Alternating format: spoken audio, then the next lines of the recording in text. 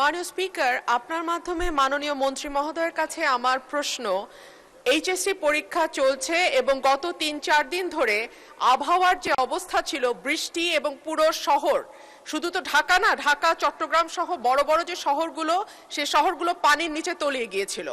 আমাদের শিক্ষার্থীরা অনুরোধ করেছিল পরীক্ষাটি একটু পেছানোর জন্য, কিন্তু এই সিদ্ধান্ত নেওয়া হয় নাই এবং যে কারণে আজকে আন্দোলন হচ্ছে, ঢাকায় আন্দোলন হচ্ছে।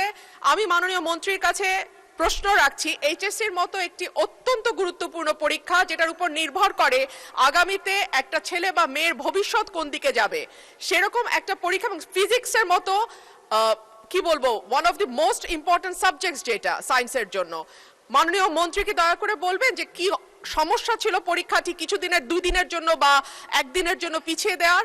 ধন্যবাদ মাননীয় স্পিকার। ধন্যবাদ মাননীয় সদস্য। মাননীয় শিক্ষামন্ত্রী। মাননীয় স্পিকার, আপনার মাধ্যমে মাননীয় সংসদ সদস্যকে অশেষ ধন্যবাদ। পরীক্ষা আমরা নিয়ে থাকি সারা বাংলাদেশে। এসএসসি পরীক্ষায় প্রায় 2700 সেন্টার রয়েছে এবং 64টি জেলায়। এই 2700টি সেন্টার একত্রে পরীক্ষা শুরু হয়। ইতিমধ্যে আপনারা শুনেছেন যে চট্টগ্রামে যখন এই ফ্লাড হলো, তখন আমরা একে একে প্রথম রাঙ্গামাটি, বান্দরবন, পরে আমরা খাগড়াছড়ি এবং এরপরে আমরা চট্টগ্রাম পুরা বোর্ডের পরীক্ষা আমরা বন্ধ করে দিয়েছি। আমরা লক্ষ্য করেছিলাম বৃষ্টি হচ্ছিল এবং আমরা মনিটরিং করছিলাম। সেই সাথে মনিটরিংয়ের সময় আমরা 64টি জেলার এসপি এবং 8টি বিভাগীয় কমিশনার এবং প্রত্যেকটি বোর্ডের চেয়ারম্যান, ইউনো সকলের সাথে আমরা কথা বলেছি এবং ওয়েদারম্যান, আমরা ব্রডকাস্টিংয়ের জন্য তাদের সাথেও কথা বলেছি। তারা বলল যে বৃষ্টি হবে না, সেই কথাটি তারা বলেছে। বিকেল 5টা পর্যন্ত আমরা বসে থেকে সিদ্ধান্ত নিলাম যে সকলেই বলল যে ওয়েদার ভালো হবে, সেই জন্য আমরা পরীক্ষা রেখেছি। সকালে ঘুম থেকে উঠেই দেখতে পেলাম কুমিল্লা সরকারি মহিলা কলেজের মাঠ পানিতে ভরে গিয়েছে। সাথে সাথে আমরা মেয়র সাহেবকে, ফায়ার ডিপার্টমেন্টকে, পুলিশকে, ডিসিকে বললাম যে এই পরীক্ষা কেন্দ্রে স্থানান্তরিত করার জন্য।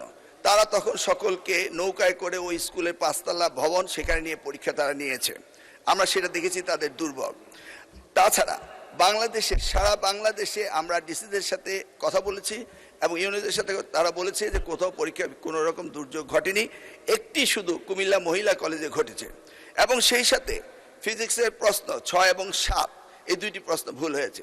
মাননীয় স্পিকার, আমরা দায়িত্ব পেয়েছি মাত্র 4 মাস। কোশ্চেন মডারেটর, আগের কোশ্চেন মডারেটর কোশ্চেন করেছিল। আপনি জানেন যে কোশ্চেন মডারেট করতে হলে এই প্রক্রিয়াটি 2 বছর আগে থেকে শুরু করতে হয়। আমরা এসে কোনো কোশ্চেন তৈরি করতে পারিনি। বিগত গভর্নমেন্টের যে মডারেটর ছিল তারাই কোশ্চেন করেছে। তবুও আমরা তাৎক্ষণিকভাবে ঘোষণা দিয়েছি যে ফিজিক্সের 6 এবং 7 2টি কোশ্চেন ভুল হয়েছে, সেটাকে আমরা ফুল ক্রেডিট দিয়ে দেব, সেটা আমরা বলেছি। এবং পরীক্ষা যথাযথ হচ্ছে কিনা সেইভাবে সাহায্য সহযোগিতা করার জন্য আমরা সকলকে প্রস্তুত রেখেছিলাম। আজকেও আমরা সারাদিন কথা বলেছি এবং প্রত্যেকটি আমাদের সাথে যারা স্টেক হোল্ডার রয়েছেন তারা বলেছে পরীক্ষা সুন্দর হয়েছে, সুস্থ হয়েছে। একটি জায়গায় শুধু কুমিল্লা সরকারি মহাবিদ্যালয় এই ঘটনাটি ঘটেছে এবং সেখানে পরীক্ষা সুন্দর হয়েছে। আমরা নির্দেশ দিয়েছি যে পরীক্ষা বিলম্বতে শুরু করার জন্য এবং যে মেয়েটি কাপড় ভিজে গিয়েছিল বাড়ি থেকে কাপড় আনা হয়েছে, 1 ঘন্টা পরে পরীক্ষা নেওয়া হয়েছে এবং পরীক্ষার সময়সীমা বাড়িয়ে দেওয়া হয়েছে।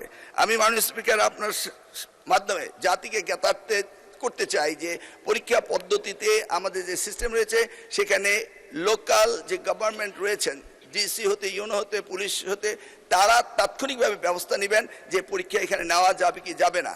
যদি তারা মনে করেন দুর্যোগ, তারা পরীক্ষা বন্ধও করতে পারেন।